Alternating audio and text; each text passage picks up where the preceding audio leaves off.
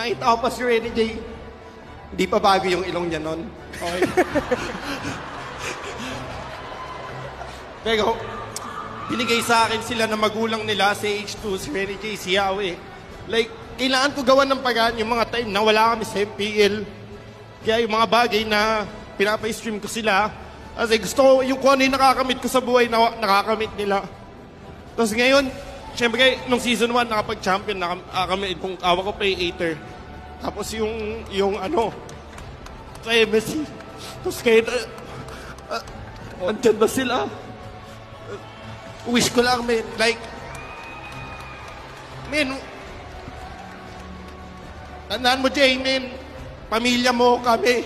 H2, Yahweh, ako, Kaysen, lahat ng tao sa bootcamp, man. Lagi na sa'yo, man, lagi na sa likod mo.